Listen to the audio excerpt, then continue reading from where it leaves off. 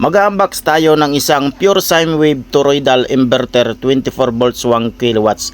Isa ito sa i-install natin sa ating project sa bundok.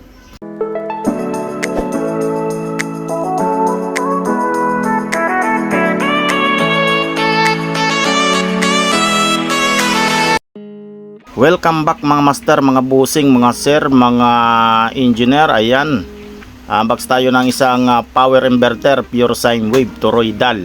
So 1 kilowatts 24 volts. Ayan, ito yung ating gagamitin or i-install doon sa bundok na 24 volt setup.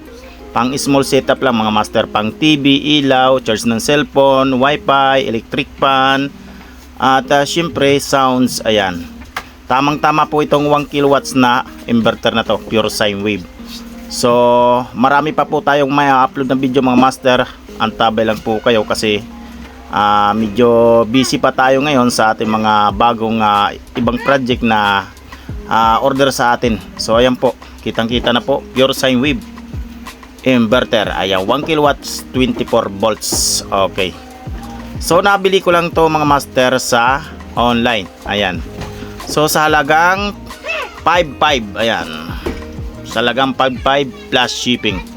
So ayan, medyo mabigat-bigat. Ayan, nahirapan tayo dito mag-unbox. Mabigat kasi yung inverter mga master. Ayan, siguro alam nyo na to kung anong klaseng inverter to. Ayan, saglit lang mga master, pabibilisin natin yung video.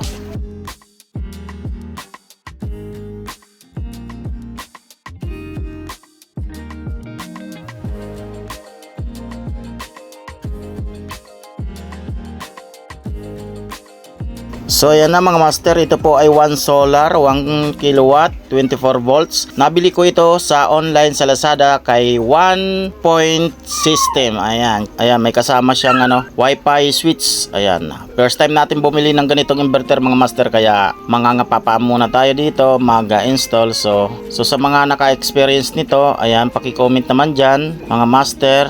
Okay, so alam ko naman kung paano to i-install, kaso lang syempre ay first time natin na mag-install ng ganito. So medyo mangangapa tayo dito mga master. Hindi naman kasi tayo mga master professional. Ayan, isa lang din tayong beginners. So ito na po yung kanyang inverter. Ayan, ayan, medyo mabigat mga master.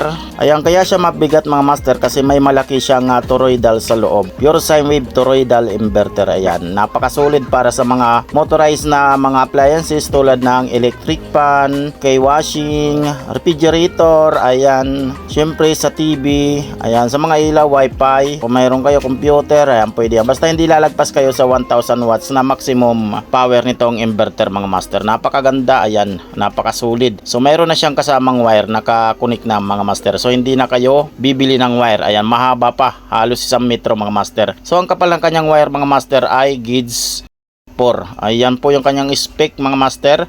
Ayan, 1 kilowatt, peak power niya ay 3000 watts. So yun lang mga master. Sa sunod na upload mga master, abangan nyo, i-install natin to doon sa bundok. So maraming salamat, hanggang dito na lang ang ating video. Abangan sa mga susunod na upload. At syempre, pakilike and share naman ang ating video mga ka-DIY.